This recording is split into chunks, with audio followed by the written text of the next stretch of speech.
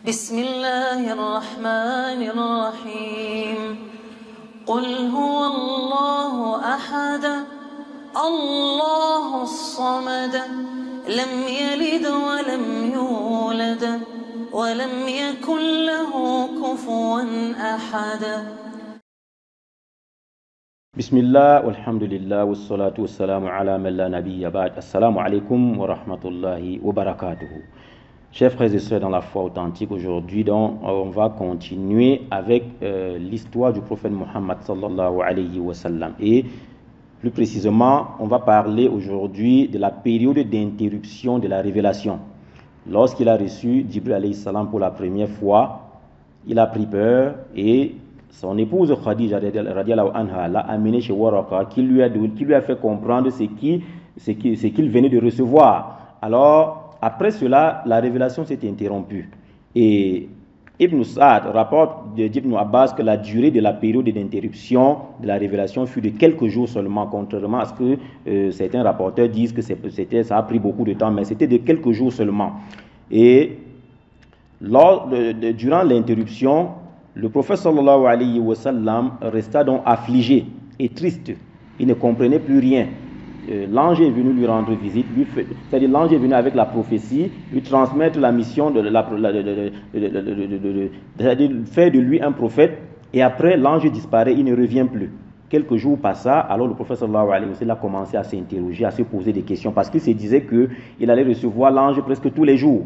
Donc lorsque l'ange n'est plus descendu durant cette période d'interruption, il fut donc frappé d'étonnement et de stupéfaction. Et à cet égard, l'imam Bukhari rapporte dans son livre intitulé Kitab at-Ta'bir les propos ci-dessous.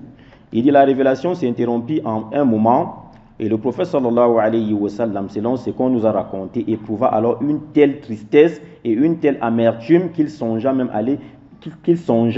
à aller précipitamment se jeter du haut des montagnes. Donc il ne comprenait plus rien. Donc dans sa tête, c'était même mieux pour lui de disparaître. Donc il a songé d'aller au sommet d'une montagne et de sauter, de tomber et de perdre la vie. Alors, précipitamment, lorsque il a eu cette idée, il a voulu même mettre cela en pratique plusieurs fois. Mais à chaque fois qu'il se retrouvait au sommet de la montagne, qu'est-ce qui se passait? Alors, Jibril alayhi salam venait à lui. Il apparaissait et s'adressait à lui en ces termes: ô Muhammad, tu es sans aucun doute le messager d'Allah. Ô Muhammad, tu es sans aucun doute le messager d'Allah. Donc cela le rassurait et le dissuadait de son acte qu'il voulait poser. Donc il a répété ça à plusieurs reprises. À chaque fois qu'il tentait de sauter au-dessus de la montagne, Jibril alayhi salam descendait et le rassurait qu'il était un messager d'Allah. Mais Jibril ne lui transmettait plus aucun message, puisque Jibril n'était qu'un envoyé. Allah subhanahu wa ta'ala, c'est lui qui décide de quand la révélation descend. Le prophète attendait, il attend, Jibril vient seulement le rassurer, tu es le messager d'Allah, mais il ne lui récite plus les versets comme c'était le cas avec la première révélation. Donc, durant cette période, le prophète fut affligé, il était dépassé.